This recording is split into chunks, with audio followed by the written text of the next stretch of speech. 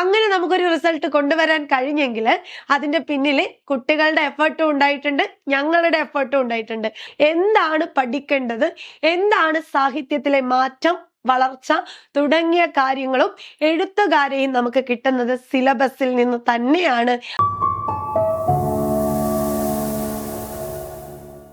Hi, എല്ലാവർക്കും competitive ക്രാക്കറിലേക്ക് സ്വാഗതം. ഞാൻ രേവതി വിജയൻ. അങ്ങനെ ഒരു സെറ്റ് പരീക്ഷ കഴിഞ്ഞ് റിസൾട്ട് പെട്ടെന്ന് തന്നെ വന്നു അല്ലേ? അടുത്ത നോട്ടിഫിക്കേഷനും കൂടി വന്നെത്തി. അപ്പൊ നവംബർ മാസം ഒരു 28-29 തീയതി വരെയാണ് നിങ്ങൾക്ക് അപ്ലൈ ചെയ്യാനുള്ള ലാസ്റ്റ് ഡേറ്റ്. ആരും ലാസ്റ്റിലേക്ക് വേണ്ടി കാത്തു നിൽക്കരുത്. നമുക്കറിയാം, എല്ലായ്പ്പോഴും സെറ്റ് പരീക്ഷ കഴിഞ്ഞാൽ ഏറ്റവും വിജയ ശതമാനം കുറഞ്ഞു നിൽക്കുന്ന ഒരു വിഷയം എന്ന് പറയുന്നത് മലയാളം തന്നെയാണ് അല്ലെ? എപ്പോഴും സെറ്റിന്റെ മലയാളത്തിന്റെ വിജയ ശതമാനം കേട്ടിട്ടാണെങ്കിലും സെറ്റാണെങ്കിലും വിജയ ശതമാനം എപ്പോഴും കുറവാണ്. എന്നാൽ കഴിഞ്ഞ സെറ്റിന്റെ റിസൾട്ട് വന്നപ്പോൾ ഏറ്റവും കൂടുതൽ റിസൾട്ട് വന്നതും സിസിയിലെ സെറ്റിന് തന്നെയാണ്, സിസിയിലെ സെറ്റ് മലയാളം കോഴ്സിന് തന്നെയാണ്. അങ്ങനെ നമുക്കൊരു റിസൾട്ട് കൊണ്ടുവരാൻ കഴിഞ്ഞെങ്കിൽ അതിന്റെ പിന്നിൽ കുട്ടികളുടെ എഫേർട്ടും ഉണ്ടായിട്ടുണ്ട്, ഞങ്ങളുടെ എഫേർട്ടും ഉണ്ടായിട്ടുണ്ട്. അപ്പൊ എങ്ങനെയാണ് ഞങ്ങൾ ഇതിന് പഠിച്ചത്, ഇതെങ്ങനെയാണ് പെട്ടെന്ന് ക്രാക്ക് ചെയ്യാൻ നമുക്ക് പറ്റിയതെന്നൊക്കെ അറിയണ്ടേ? അതിനുള്ള കുറേ എളുപ്പ വഴികൾ സിസിന്ന് നിങ്ങൾക്ക് തരുന്നുണ്ട്. സോ അതിനെല്ലാം കൂടി വേണ്ടിയിട്ട് ഞങ്ങൾ പുതിയൊരു ബാച്ച് ഇവിടെ സ്റ്റാർട്ട് ചെയ്തിട്ടുണ്ട്. സെറ്റ് 90 ഡേയ്സിന്റെ സ്മാർട്ട് സ്റ്റഡി ബാച്ച്. അതായത് ഈ ഒരു ബാച്ചിൽ ജോയിൻ ചെയ്താൽ നിങ്ങൾക്ക് എന്ത് ചെയ്യാം, എന്താണ് പഠിക്കേണ്ടത്, ഇമ്പോർട്ടൻ്റ് ആയിട്ട് നമ്മൾ ഏതൊക്കെ ഭാഗങ്ങൾ നോക്കി പോകണം, ഇപ്പൊ പ്രീവിയസ് ക്വസ്റ്റ്യനെയും അതുപോലെ തന്നെ നമ്മുടെ ഏതൊക്കെ പുസ്തകങ്ങൾ പഠിക്കണം, ഈ പുസ്തകങ്ങളെ ഒക്കെ ഉൾപ്പെടുത്തിക്കൊണ്ട് നിങ്ങൾക്കുള്ള ഒരു ക്ലാസ് ആയിരിക്കും ഞങ്ങൾ തരുന്നത്. അപ്പൊ ചുരുങ്ങിയ ഒരു സമയം കൊണ്ട് ഇത്രയധികം സാഹിത്യ ചരിത്രങ്ങൾ വായിച്ചെടുക്കുക എന്നുള്ളത് നമുക്ക് ബുദ്ധിമുട്ടാണ്, പ്രത്യേകിച്ച് എല്ലാവരും വർക്ക് ചെയ്യുന്ന ആൾക്കാരായതുകൊണ്ട്. അതുകൊണ്ട് തന്നെ നിങ്ങൾക്ക് ആപ്പിലെ റെക്കോർഡ് ക്ലാസ് ഉണ്ട്. ഇത് കൂടാതെ ലൈവ് സെക്ഷനുകൾ ഉണ്ടാകും, എക്സാമുകൾ ഉണ്ട്. അങ്ങനെ ഒരു സിസ്റ്റമാറ്റിക് ആയ രീതിയിൽ പഠിച്ചാൽ മാത്രമേ നമുക്ക് എന്ത് ചെയ്യൂ, സെറ്റ് ഇത്തവണ തന്നെ സെറ്റാക്കാൻ പറ്റൂ. അപ്പൊ സെറ്റിന്റെ പ്രാധാന്യമൊക്കെ കൂടി വരുന്ന ഒരു കാലാണ്. നമുക്കറിയാം, ഇപ്പോഴത്തെ വിദ്യാഭ്യാസ പരിഷ്കരണത്തിന്റെ ഭാഗമായിട്ട് ഹൈസ്കൂള് പഠിപ്പിക്കാൻ വേണ്ടിയിട്ട് സെറ്റ് വേണോ വേണ്ടയോ, സെറ്റ് വേണം എന്നുള്ള തരത്തിലൊക്കെ ചർച്ചകൾ നടക്കുന്നുണ്ട്. അതുകൊണ്ട് തന്നെ നമുക്ക് സെറ്റ് എന്തായാലും നമ്മുടെ കയ്യിൽ ആവശ്യമാണ്. അപ്പൊ ടീച്ചിങ് ഫീൽഡിൽ നിൽക്കണമെങ്കിൽ, ഒരു ഹയർ സെക്കൻഡറി ഹൈസ്കൂൾ ലെവലിൽ നമുക്ക് പഠിപ്പിച്ചെടുക്കണമെങ്കിൽ ഇനി നമുക്ക് സെറ്റ് നിർബന്ധമാണ്. അതേപോലെ തന്നെ ഇനി വരാനുള്ളത് HSA കഴിഞ്ഞു, ഇനി തൊട്ടടുത്ത് വരാനുള്ളത് എന്താ, HSST ആണ്. അപ്പൊ HSSTക്ക് തയ്യാറെടുക്കണമെങ്കിലും നമുക്ക് ഈ സെറ്റ് കിട്ടിയിരിക്കണം. അപ്പൊ ആഗ്രഹമൊക്കെ ഉണ്ട് സെറ്റ് കിട്ടണമെന്ന്. പക്ഷെ ഇതിലേക്ക് എങ്ങനെയാണ് എത്തിപ്പെടേണ്ടത്? നമുക്കറിയാം, സെറ്റിന് 2 സബ്ജക്റ്റും, അതായത് ജനറൽ പേപ്പറും നമ്മുടെ മെയിൻ സബ്ജക്റ്റും കൂടി കൂട്ടിയിട്ട് ഒരു 115 മാർക്കെങ്കിലും നമുക്കത് കിട്ടണം അല്ലെ? എന്നാലേ നമുക്ക് സെറ്റ് ക്വാളിഫൈ ചെയ്യാൻ പറ്റൂ. അപ്പോ സിമ്പിളായ ഒരു സാധനമാണ്, എന്നാൽ സിമ്പിളായി അതിനെ തള്ളിക്കളയാതിരിക്കാം. എങ്ങനെയാണ് പഠിക്കേണ്ടത് എന്നുള്ള കുറച്ച് കാര്യങ്ങളൊക്കെയാണ് ഇനി നമ്മൾ പറയാൻ പോകുന്നത്. അപ്പൊ സെറ്റ് മലയാളം പഠനം ഇവിടെ നിന്ന് തുടങ്ങാം. ഇതിന് മുന്നേ ആയിട്ട് ഞാൻ നിങ്ങൾക്ക് പറഞ്ഞു തന്നിട്ടുണ്ട് സെറ്റിന്റെ മാർക്ക് എങ്ങനെയാണ്, ഏതൊക്കെ ഭാഗങ്ങൾ നോക്കണം, ഏതൊക്കെ പുസ്തകങ്ങളാണ് എടുക്കേണ്ടത്, പഠിക്കേണ്ടത് തുടങ്ങിയ കാര്യങ്ങളൊക്കെ ഞാൻ ഓരോ വീഡിയോസ് ആയിട്ട് പുറത്തു വിടുന്നുണ്ടല്ലേ. അപ്പൊ ഇതുപോലുള്ള വീഡിയോ കിട്ടാൻ വേണ്ടിയിട്ട് നിങ്ങൾ ഈ ചാനലൊക്കെ ഒന്ന് സബ്സ്ക്രൈബ് ചെയ്യുക. അതുപോലെ തന്നെ നമ്മുടെ മലയാളത്തിലേക്ക് വരുമ്പോൾ എന്താണ് ചെയ്യേണ്ടത്? ആദ്യത്തെ ഘട്ടം 1, അടിസ്ഥാനം ഉറപ്പിക്കുക. എന്താ ഈ അടിസ്ഥാനം എന്നല്ലേ? നോക്കിയേ, ആദ്യം തന്നെ സിലബസ് പ്രിന്റ് എടുത്ത് വെക്കുക. പലരും ചോദിക്കാറുണ്ട്, സിലബസ് എത്ര പേജാ? 10 പേജ്, 20 പേജ്, 30 പേജോളം നീണ്ടു കിടക്കുന്ന ഈ സിലബസ് എങ്ങനെ നമ്മൾ പഠിച്ചെടുക്കും? ഉറപ്പായിട്ടും അതിനുള്ള ഉത്തരവുണ്ട്. സിലബസ് നിങ്ങൾ പ്രിന്റ് എടുത്ത് വെക്കണം. എന്തുകൊണ്ടാണെന്നറിയാവോ? നിങ്ങളുടെ സിലബസിനകത്ത് കൃത്യമായ സാഹിത്യത്തിന്റെ വളർച്ച രേഖപ്പെടുത്തിയിട്ടുണ്ട്. നിങ്ങൾ ശ്രദ്ധിച്ചോ ഇല്ലയോ എന്ന് എനിക്കറിയില്ല. കാരണം യൂണിറ്റ് 1 എന്ന് പറയുന്ന സമയത്ത് അവിടെ പാട്ട് സാഹിത്യം, മണിപ്രവാള സാഹിത്യം, കൃഷ്ണഗാഥ, അതുപോലെ ഭക്തി പ്രസ്ഥാനം, വെൺമണി, കേരളവർമ്മ പ്രസ്ഥാനങ്ങൾ, നിയോ ക്ലാസിക് പ്രസ്ഥാനങ്ങൾ തുടങ്ങി പ്രാചീന കവിത്രയങ്ങളെ കുറിച്ചും ആധുനിക കവിത്രയം, ഉത്തരാധുനിക കവിത്രയം എല്ലാത്തിന്റെയും സ്ട്രക്ചർ വൈസ് തന്നെ അവിടെ പറഞ്ഞു പോകുന്നുണ്ട്. ഇനി നോവൽ ആയിക്കോട്ടെ, ചെറുകഥ ആയിക്കോട്ടെ, നാടകമായിക്കോട്ടെ, 1ാം ഘട്ടം, 2ാം ഘട്ടം, 3ാം ഘട്ടം ആരൊക്കെ വരുന്നുണ്ട്. ഇതൊക്കെ സാഹിത്യത്തിന്റെ വളർച്ചയും ഘട്ടത്തെയും മാറ്റത്തെയും സൂചിപ്പിക്കുന്നതാണ്. ഇങ്ങനെ എന്താണ് പഠിക്കേണ്ടത്, എന്താണ് സാഹിത്യത്തിലെ മാറ്റം, വളർച്ച തുടങ്ങിയ കാര്യങ്ങളും എഴുത്തുകാരെയും നമുക്ക് കിട്ടുന്നത് സിലബസിൽ നിന്ന് തന്നെയാണ്. അതുകൊണ്ട് നിങ്ങൾ കൃത്യമായിട്ട് സിലബസ് പ്രിന്റ് എടുത്ത് വെച്ച് വായിക്കാൻ വേണ്ടി ശ്രദ്ധിക്കുക. സ്റ്റേറ്റ്മെന്റ് ക്വസ്റ്റ്യൻ ഒക്കെ നമുക്ക് വരാറുണ്ട്. കാലഗണക്രമത്തിൽ എഴുത്തുകാരെ ക്രമപ്പെടുത്തൂ, അവരുടെ കൃതികളെ ക്രമപ്പെടുത്തൂ, ഈ വക ചോദ്യങ്ങൾ നമ്മൾ കാണാറുണ്ട്. അതിലൊരു പരിധി വരെ നിങ്ങളെ സഹായിക്കുന്നത് ഈ കാണുന്ന സിലബസ് തന്നെയാണ്. അപ്പൊ നമ്മൾ എപ്പോഴും പറയാറുണ്ട് സിലബസ് പ്രിന്റ് എടുത്ത് വെക്കുക. ഈ സിലബസ് പ്രിന്റ് വെച്ച് ഒരു ദിവസമെങ്കിലും നിങ്ങൾ സിലബസിനെ വായിച്ച് പഠിക്കുമെന്ന് പലരും പറയുന്നത് കേട്ടിട്ടുണ്ടാവും. അതൊരു പരിധി വരെ സത്യം തന്നെയാണ്. നമുക്ക് സ്റ്റേറ്റ്മെന്റ് ക്വസ്റ്റ്യൻ വരുന്ന സമയത്തും നമുക്ക് ഇലിമിനേറ്റ് ചെയ്ത ആൻസറിനെ തിരഞ്ഞെടുക്കാൻ പറ്റുന്ന സമയത്തും നമ്മൾ ഉപകരിക്കുന്നത് ഈ സിലബസിന് വലിയൊരു പങ്ക് തന്നെയുണ്ട്. അപ്പൊ സിലബസ് നിങ്ങൾ ഉറപ്പായിട്ട് പ്രിന്റ് എടുക്കുക. ഇനി അടുത്തത് വേണ്ടത്, നമ്മൾ എപ്പോഴും പറയാറുണ്ട് പ്രീവിയസ് ക്വസ്റ്റ്യൻ പേപ്പർ വർക്ക്ഔട്ട് ചെയ്യുക, അല്ലെ? പ്രീവിയസ് ക്വസ്റ്റ്യൻ പേപ്പർ നിങ്ങൾ വർക്ക്ഔട്ട് ചെയ്യണം. അതിനപ്പുറത്തേക്ക് പഠിക്കാൻ തുടങ്ങുന്ന ആദ്യ സമയത്ത് നമ്മൾ ചെയ്യേണ്ട കാര്യം എന്താണ്? ഏറ്റവും പുതിയൊരു ചോദ്യപേപ്പർ, അതായത് കഴിഞ്ഞ സെറ്റിന്റെ ചോദ്യപേപ്പർ എടുത്ത് നിങ്ങൾ ആദ്യം ചെയ്ത് നോക്കാം. നമ്മൾ തുടർച്ചയായുള്ള 5 വർഷത്തെ സെറ്റിന്റെ ക്വസ്റ്റ്യൻ പേപ്പർ തന്നെയാണ് നോക്കേണ്ടത്. എങ്കിൽ പോലും അതിന്റെ തൊട്ട് മുന്നേ ആയിട്ട് നമ്മൾ ചെയ്യേണ്ട കാര്യങ്ങൾ സിലബസ് പ്രിന്റ് എടുത്ത് വെക്കാം, കഴിഞ്ഞ സെറ്റിന്റെ ക്വസ്റ്റ്യൻ പേപ്പർ കളക്ട് ചെയ്ത് വെക്കുക, എന്നിട്ട് ആൻസർ ചെയ്യാൻ നോക്കുക. അപ്പൊ നിങ്ങൾ എല്ലാവരും PG കഴിഞ്ഞ ആൾക്കാരാണ്. അതുകൊണ്ട് തന്നെ നിങ്ങൾക്ക് എത്രത്തോളം സബ്ജക്റ്റുമായിട്ട് ബന്ധമുണ്ട് എന്ന് സ്വയം വിലയിരുത്താൻ നിങ്ങൾക്കിത് സാധിക്കും. പിന്നെ നമ്മൾ പഠിക്കുന്നതിൻ്റെ ഇടയിൽ ഓരോ വീക്ക് കഴിയുമ്പോഴും ഓരോ ക്വസ്റ്റ്യൻ പേപ്പർ എന്ത് ചെയ്യുക, എടുത്ത് നോക്കിയാൽ മതിയാവും. അപ്പൊ ഇത് രണ്ടുമാണ് ആദ്യം നിങ്ങൾ ചെയ്യേണ്ട കാര്യം. സിലബസ് പ്രിന്റ് ഔട്ട് എടുത്ത് വെച്ചു, പിന്നെ നമ്മൾ ഏറ്റവും പുതിയ കഴിഞ്ഞ സെറ്റ് പരീക്ഷയുടെ ചോദ്യപേപ്പർ എടുത്ത് സ്വന്തമായിട്ട് നമുക്ക് എത്രത്തോളം ധാരണയുണ്ട്, PG കഴിഞ്ഞ ഒരു വിദ്യാർത്ഥിക്ക് എത്രത്തോളം ഉത്തരങ്ങൾ ആൻസർ ചെയ്യാൻ പറ്റുന്നുണ്ട് എന്നുള്ള വിലയിരുത്തലാണ് പിന്നെ നിങ്ങൾ നടത്തേണ്ടത്. അപ്പൊ ഘട്ടം 1 അടിസ്ഥാനം ഉറപ്പിക്കുക. പിന്നെ ചെയ്യേണ്ടത് എന്താ? ഇത് ഞാൻ എല്ലാ ക്ലാസ്സിലും പറയുന്ന ഒരു കാര്യമാണ്, അല്ലെ? അതായത് നിങ്ങൾക്ക് ആൻസർ അറിയില്ല, കഴിഞ്ഞ സെറ്റിന്റെ ക്വസ്റ്റ്യൻ പേപ്പർ എടുത്തു, നിങ്ങൾക്ക് ആൻസർ അറിയില്ല എന്ന് കരുതി നിങ്ങൾ അതിനെ മടക്കി വെക്കുന്നതിന് പകരം നിങ്ങൾ എന്ത് ചെയ്യാം, ആദ്യത്തെ ചോദ്യം വന്നിരിക്കുന്നത് കവിത, രണ്ടാമത്തെ ചോദ്യം നോവല്, മൂന്നാമത്തെ ചോദ്യം ചെറുകഥ, നാലാമത്തേത് ആത്മകഥ, ഇങ്ങനെ ചോദ്യങ്ങളെ തിരിച്ചു വെക്കാം. എന്നിട്ട് നിങ്ങൾ മനസ്സിലാക്കേണ്ടത് ഒരു ചോദ്യ പേപ്പറിനകത്ത് എത്ര ചോദ്യങ്ങൾ ഒരേ ഭാഗത്ത് നിന്നും റിപ്പീറ്റ് ആയിട്ട് വന്നിട്ടുണ്ട്.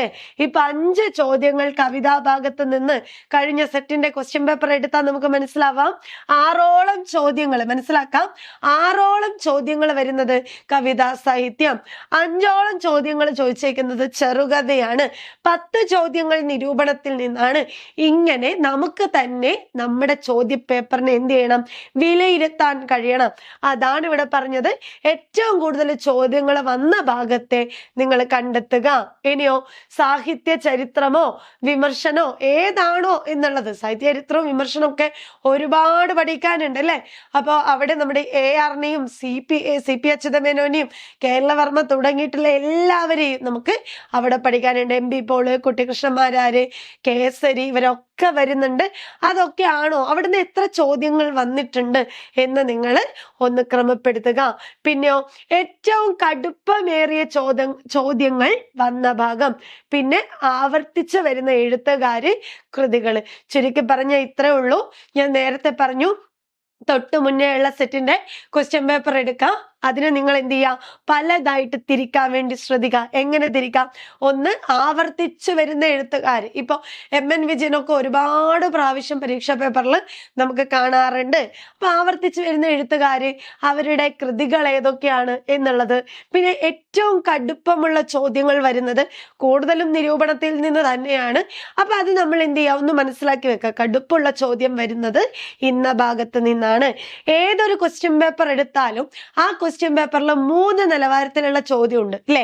ഒന്ന്, മാർക്ക് പിടിച്ചോ എന്നും പറഞ്ഞു തരുന്ന സിമ്പിൾ ക്വസ്റ്റ്യൻ. പിന്നെ കുറച്ചൊരു മീഡിയത്തിൽ നിൽക്കുന്ന ക്വസ്റ്റ്യൻ, സബ്ജക്റ്റിലെ അറിവും വേണം, അതേപോലെ ചിന്തിച്ച് ഉത്തരം എഴുതണം. മൂന്നാമത്തത് സബ്ജക്റ്റ് തന്നെ വരുന്ന ചോദ്യം.